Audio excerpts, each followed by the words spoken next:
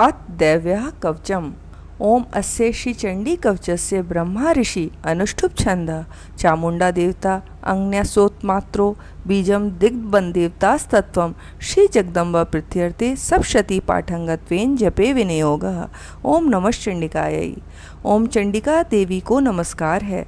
मार्कंडे जी ने कहा, पितामह, जो इस संसार में परम गोप्रिय तथा मनुष्यों की सब प्रकार से रक्षा करने वाला है और जो अब तक आपने किसी दूसरे के सामने प्रकट न किया हो, ऐसा कोई साधन मुझे बताइए। ब्रह्मा जी बोले, ब्रह्मन, ऐसा साधन तो एक देवी का कवच ही है, जो गोपनीय से भी परम गोपनीय, पवित्र, संपूर्ण प्राणियों का उपकार करने वाला है। महामुनि, उसका श्रवण करो। देवी जी की 9 मूर्तियां हैं जिन्हें नवदुर्गा कहते हैं। उनके पृथक पृथक नाम बतलाए जाते हैं। प्रथम नाम शैलपुत्री है, दूसरी मूर्ति का नाम ब्रह्मचारिणी है, तीसरा स्वरूप चंद्रघंटा के नाम से प्रसिद्ध है, चौथी मूर्ति को कुष्मांडा कहते हैं, पांचवी दुर्गा का नाम स्कंद माता है, देवी के छठे रूप को कात्यायनी कहते हैं, सातवां कालरात्रि और आठवां स्वरूप महागौरी के नाम से प्रसिद्ध है, नवी दुर्गा का नाम सिद्धिदात्री है। ये सब नाम सर्वज्ञ महात्मा वेद भगवान के द्वारा ही प्रतिपादित हुए हैं। जो मनुष्य अग्नि में जल रहा हो, रणभूमि में शत्रुओं से घिर गया हो, विषम संकट में फंस गया हो तथा इस प्रकार भय से आतुर होकर जो भगवती दुर्गा की शरण में प्राप्त हुए हों, उनका कोई अमंगल नहीं होता। युद्ध के समय संकट में पड़ने पर उन पर कोई विपत्ति नहीं आती। उन्हें शोक, दुख और भय की प्राप्ति नहीं होती। जिन्होंने भक्तिपूर्वक देवी का स्मरण किया है, उनका निश्चय ही अभ्युदय होता है। देवेश्वरी, जो तुम्हारा चिंतन करते हैं, उनकी तुम निसंदेह रक्षा करती हो। चामुंडा देवी प्रेत पर आरूढ़ होती हो, बाराही भैंसे पर सवारी करती हैं। इंद्री का वाहन ऐरावत हाथी है। वैष्णवी देवी गरुड़ पर ही आसन जमाती हैं। माहेश्वरी वृषभ पर आरूढ़ होती हैं। कौमारी का वाहन मयूर है। भगवान विष्णु की प्रियतमा लक्ष्मी देवी कमल के आसन पर विराजमान है और हाथों में कमल धारण किए हुए हैं। वृषभ पर आरूढ़ ईश्वरी देवी ने श्वेत रूप धारण कर रखा है। ब्राह्मी देवी हंस पर बैठी हुई हैं और सब प्रकार के आभूषणों से विभूषित हैं। इस प्रकार ये सभी माताएं सब प्रकार की योग शक्तियों से संपन्न हैं। इनके सिवा और भी बहुत सी देवियां हैं जो अनेक प्रकार के आभूषणों से की शोभा से युक्त, नाना प्रकार के रत्नों से सुशोभित हैं। ये संपूर्ण देवियां क्रोध में भरी हुई हैं और भक्तों की रक्षा के लिए रथ पर बैठी दिखाई देती हैं।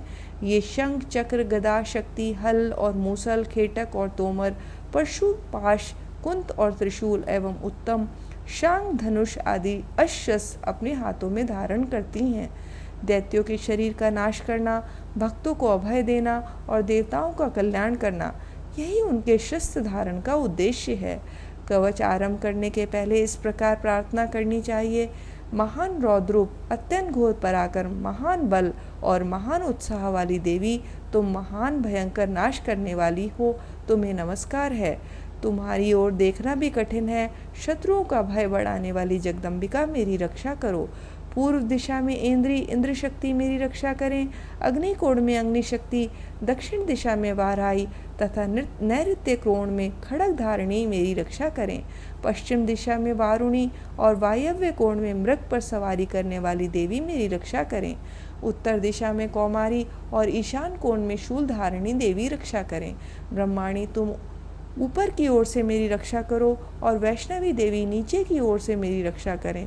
इस प्रकार शव को अपना वाहन बनाने वाली चामुंडा देवी 10 दिशाओं में मेरी रक्षा करें।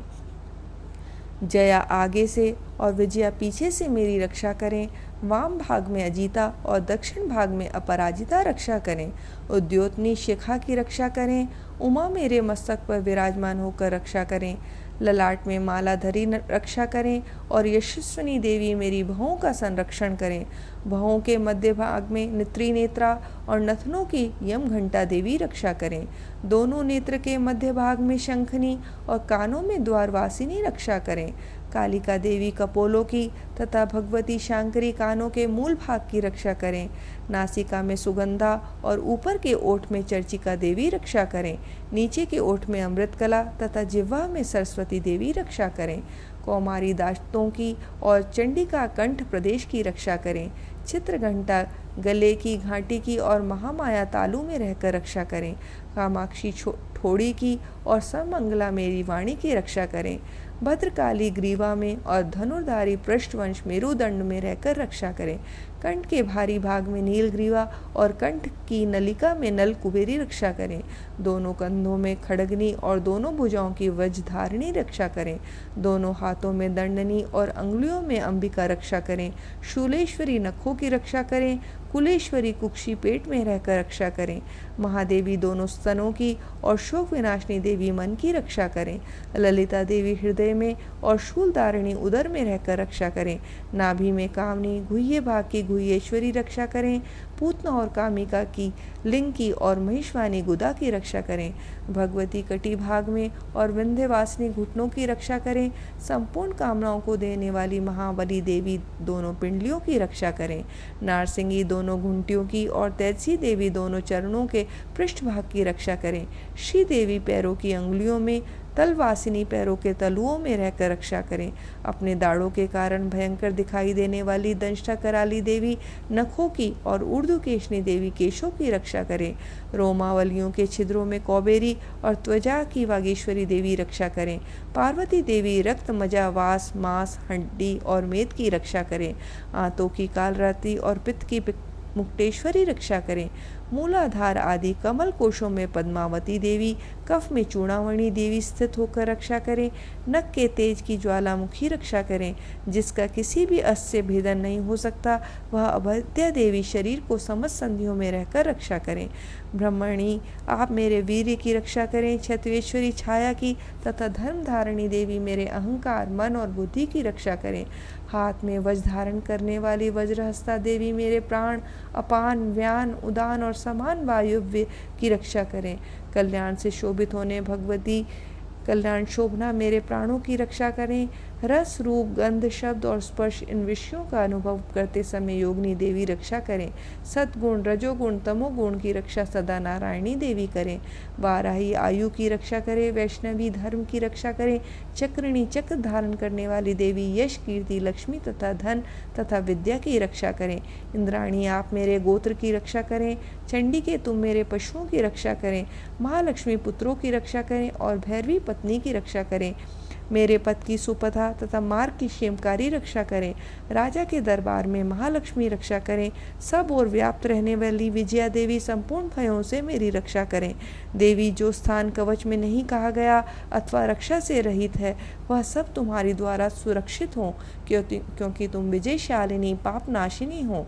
यदि अपने शरीर का भला चाहे तो मनुष्य बिना कवच के कहीं एक पग भी न जाए। कवच का पाठ आरंभ करके ही यात्रा करे। कवच के द्वारा सब ओर से सुरक्षित मनुष्य जहाँ जहाँ भी जाता है, वहाँ वहाँ उसे धन लाभ होता है। संपूर्ण कामनाओं की सिद्धि करने वाली विजय की लक्ष्य प्राप्ति होती है। वह जिस जिस अभिष्ट वस्तु का चिंतन करता है, उसको निश्चय ही प्राप्त कर लेता है। वह पुरुष इस पृथ्वी पर तुलना रहित महान ऐश्वर्य का भागी होता है। कवच से सुरक्षित मनुष्य निर्भय हो जाता है। युद्ध में उसकी पराजय नहीं होती। वह तीनों लोकों में पूजनीय होता है। देवी का यह कवच देवताओं के लिए भी दुर्लभ है। जो प्रतिदिन नियम पूर्वक तीनों संध्याओं के समय श्रद्धा के साथ इसका पाठ करता है, उसे दैवी कला प्राप्त होती है तथा वह तीनों लोकों में कहीं भी पराजित नहीं होता। इतना ही नहीं, वह अपमृत्यु से रहित हो 100 से भी अधिक वर्षों तक जीवित रहता है। मकरी, चेचक, कोढ़ आदि सभी संपूर्ण व्याधियां नष्ट हो जाती हैं। कनेर, भांग, अफीम, धतूरे आदि का स्थावर विष, सांप और बिच्छू आदि के काटने से चढ़ा हुआ जंगम विष तथा अहीफेन और तेल के संयोग आदि से बनने वाला कृत्रिम विष, ये सभी प्रकार के विष दूर हो जाते हैं। उनका कोई भी असर नहीं होता। इस पृथ्वी पर मारण, मोहन आदि जितने अभिचारक प्रयोग होते हैं तथा इस प्रकार के जितने मंत्र यंत्र होते हैं, वे सब के सब इस कवच के हृदय में धारण करने पर उस मनुष्य को देखते ही नष्ट हो जाते हैं। इतना ही नहीं, पृथ्वी पर विचरने वाले ग्राम देवता, आकाशचारी देव विशेष, जल से संबंध प्रकट होने वाले गण, उपदेश मात्र से सिद्ध होने वाले निम्न कोटि देवता, अपने जन्म के साथ प्रकट होने वाले देवता, कुल देवता, माला, कंठमाला आदि, डाकनी, शाकनी, अंतरिक्ष में विचरने वाली अत्यंत बलवती भयानक डाकनियाँ, ग्रह भूत पिशाच, यक्ष, गंधर्व राक्षस, ब्रह्म राक्षस, बेताल, कुष्मांड और भैरव आदि अनिष्टकारक देवता भी हृदय में कवच धारण करने पर उस मनुष्य को देखते ही भाग जाते हैं। कवचधारी पुरुष को राजा से सम्मान वृद्धि प्राप्त होती है। यह कवच मनुष्य के तेज की वृद्धि करने वाला उत्तम है। कवच का पाठ करने वाला पुरुष अपनी कीर्ति से विभूषित भूतल पर अपने सुयश के साथ साथ वृद्धि को प्राप्त होता है। जो पहले कवच का पाठ करके उसके बाद सप्तशती चंडिका का पाठ करता है, उसकी जब तक वन, पर्वत और काननों सहित यह पृथ्वी टिकी रहती है, तब तक यहाँ पुत्र, पौत्र आदि संतान परंपरा बनी रहती है। फिर देह का अंत होने पर वह पुरुष भगवती महामाया के प्रसाद से उस नित्य परम पद को प्राप्त होता है, जो देवताओं के लिए भी दुर्लभ है। वह सुंदर दिव्य रूप धारण करता है और कल्याणमय शिव के साथ आनंद का भागी होता है। इति दैव्या कवचम। हरिओम तत्सत, हरिओम तत्सत, हरिओम तत्सत। अथ अर्गला स्तोत्रम। ओम अस्य श्री अर्गला स्तोत्र मंत्रस्य विष्णु ऋषि अनुष्टुप छंद श्री महालक्ष्मी देवता श्री जगदम्बा प्रीतये सप्तशती पाठंगत्वेन जपे विनयोग। ओम नमः चंडिकायै। ओम चंडिका देवी को नमस्कार है। मार्कंडेय जी कहते हैं, जयंती, मंगला काली, भद्रकाली, कपालिनी, दुर्गा, क्षमा, शिवा, धात्री, स्वाहा, स्वधा इन नामों से प्रसिद्ध जगदम्बिके तुम्हारा मेरा नमस्कार है। देवी चामुंडे तुम्हारी जय हो। संपूर्ण प्राणियों की पीड़ा हरने वाली देवी तुम्हारी जय हो। सब में व्याप्त रहने वाली देवी तुम्हारी जय हो। कालरात्रि तुम्हें नमस्कार है। मधु और कैटब को मारने वाली तथा ब्रह्मा जी को वर देने वाली देवी तुम्हें नमस्कार है। तुम मुझे रूप आत्म स्वरूप का ज्ञान दो। जय मोह पर विजय दो। यश, मोह विजय तथा ज्ञान प्राप्ति रूप यश दो और काम क्रोध आदि शत्रुओं का नाश करो। महिषासुर का नाश करने वाली, भक्तों को सुख देने वाली देवी तुम्हें नमस्कार है। तुम रूप दो, जय दो, यश दो और काम क्रोध आदि शत्रुओं का नाश करो। रक्त बीज का वध और चंड मुंड का विनाश करने वाली देवी तुम रूप दो, जय दो, यश दो, काम क्रोध आदि शत्रुओं का नाश करो। शुंभ और निशुंभ आदि ध्रुम लोचन का मर्दन करने वाली देवी तुम रूप दो, जय दो, यश दो और काम क्रोध आदि शत्रुओं का नाश करो। सबके द्वारा वंदित युगल चरणों वाली तथा संपूर्ण सौभाग्य प्रदान करने वाली देवी तुम रूप दो, जय दो, यश दो और काम क्रोध आदि शत्रुओं का नाश करो। देवी तुम्हारे रूप और चिंत्य अचिंत्य है। तुम समस्त शत्रुओं का नाश करने वाली हो। रूप दो, जय दो, यश और काम क्रोध आदि शत्रुओं का नाश करो। पापों को दूर करने वाली चंडिके, जो भक्ति पूर्वक तुम्हारे चरणों में सर्वदा मस्तक झुकाते हैं, उन्हें रूप दो, जय दो, यश दो और उनके काम क्रोध आदि शत्रुओं का नाश करो। सब रोगों का नाश करने वाली चंडिके, जो भक्ति पूर्वक तुम्हारी स्तुति करते हैं, उन्हें रूप दो, जय दो, यश दो और उन्हें काम क्रोध आदि शत्रुओं का नाश करो। चंडिके, इस संसार में जो भक्तिपूर्वक तुम्हारी पूजा करते हैं, उन्हें रूप दो, जय दो, यश दो और उनके काम क्रोध आदि शत्रुओं का नाश करो। मुझे सौभाग्य दो, आरोग्य दो, परम सुख दो। रूप दो, जय दो, यश दो और मेरे काम क्रोध आदि शत्रुओं का नाश करो। जो मुझसे द्वेष रखते हैं, उनका नाश और मेरे बल की वृद्धि करो। रूप दो, जय दो, यश दो और मेरे काम क्रोध आदि शत्रुओं का नाश करो। देवी मेरा कल्याण करें, मुझे उत्तम संपत्ति प्रदान करें। रूप दो, जय दो, यश दो, काम क्रोध आदि शत्रुओं का नाश करो। अंबिके, देवता और असुर दोनों ही अपने माथे के मुकुट की मणियों को तुम्हारे चरणों पर घिसते रहते हैं। तुम रूप दो, जय दो, यश दो और काम क्रोध आदि शत्रुओं का नाश करो। तुम अपने भक्तजन को विद्वान, यशस्वी और लक्ष्मीवान बनाओ। रूप दो, जय दो, यश दो और उनके काम क्रोध आदि शत्रुओं का नाश करो। प्रचंड दैत्यों के दर्प का दलन करने वाली चंडिके, मुझ शरणागत को रूप दो, जय दो, यश दो और मेरे काम क्रोध आदि शत्रुओं का नाश करो। चतुर्मुख ब्रह्मा जी के द्वारा प्रशंसित चार भुजाधारिणी परमेश्वरी, तुम रूप दो, जय दो, यश दो, काम क्रोध आदि शत्रुओं का नाश करो। देवी अंबिके, भगवान विष्णु नित्य निरंतर भक्ति पूर्वक तुम्हारी स्तुति करते रहते हैं। तुम रूप दो, जय दो, यश दो, काम क्रोध आदि शत्रुओं का नाश करो। हिमालय कन्या पार्वती के पति महादेव जी के द्वारा प्रशंसित होने वाली परमेश्वरी, तुम रूप दो, जय दो, यश दो, काम क्रोध आदि शत्रुओं का नाश करो। शचीपति इंद्र के द्वारा सद्भाव से पूजित होने वाली वह परमेश्वरी तुम रूप दो, जय दो, यश दो, काम क्रोध आदि शत्रुओं का नाश करो। प्रचंड भुज दंडों वाले दैत्यों का घमंड चूर करने वाली देवी तुम रूप दो, जय दो, यश दो, काम क्रोध आदि शत्रुओं का नाश करो। देवी अंबिके तुम अपने भक्तजनों को सदा असीम आनंद प्रदान करती हो। मुझे रूप दो, जय दो, यश दो और मेरे काम क्रोध आदि शत्रुओं का नाश करो।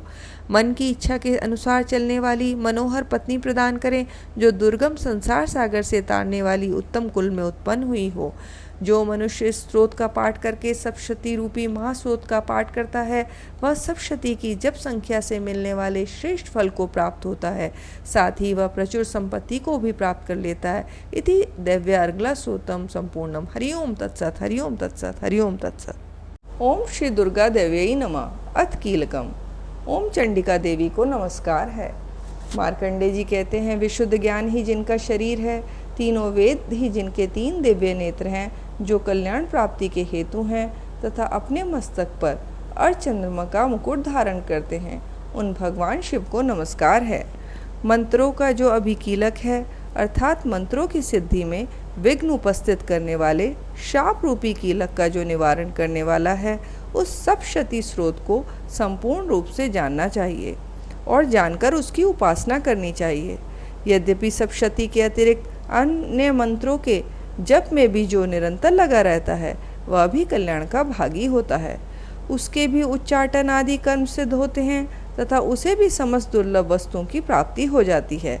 तथापि जो अन्य मंत्रों का जप न करके केवल इस सप्तशती नामक स्रोत से ही देवी की स्तुति करते हैं, उन्हें स्तुति मात्र से ही सच्चिदानंद स्वरूपिणी देवी सिद्ध हो जाती है। उन्हें अपने कार्य की सिद्धि के लिए मंत्र, औषधि तथा अन्य किसी साधन के उपयोग की आवश्यकता नहीं रहती। बिना जप के ही उनके उच्चाटन आदि समस्त अभिचारिक कर्म सिद्ध हो जाते हैं। इतना ही नहीं, उनकी संपूर्ण अभिष्ट वस्तुएं भी सिद्ध होती हैं। लोगों के मन में यह शंका थी कि जब केवल सप्तशती की उपासना से अथवा सप्तशती को छोड़कर अन्य मंत्रों की उपासना से भी समान रूप से सब कार्य सिद्ध होते हैं, तब इनमें श्रेष्ठ कौन सा साधन है। लोगों की इस शंका को सामने रखकर भगवान शंकर ने अपने पास आए हुए जिज्ञासुओं को समझाया कि यह सप्तशती नामक संपूर्ण स्तोत्र ही सर्वश्रेष्ठ एवं कल्याणमय है। तदनंतर भगवती चंडिका के सप्तशती नामक स्रोत को महादेव जी ने गुप्त कर दिया। सप्तशती के पाठ से जो पुण्य प्राप्त होता है, उसकी कभी समाप्ति नहीं होती, किंतु अन्य मंत्रों के जप जन्य पुण्य की समाप्ति हो जाती है। अतः भगवान शिव ने अन्य मंत्रों की अपेक्षा जो सप्तशती की ही श्रेष्ठता का निर्णय किया, उसे यथार्थ ही जानना चाहिए।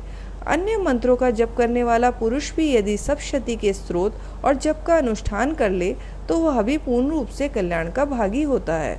इसमें तनिक भी संदेह नहीं।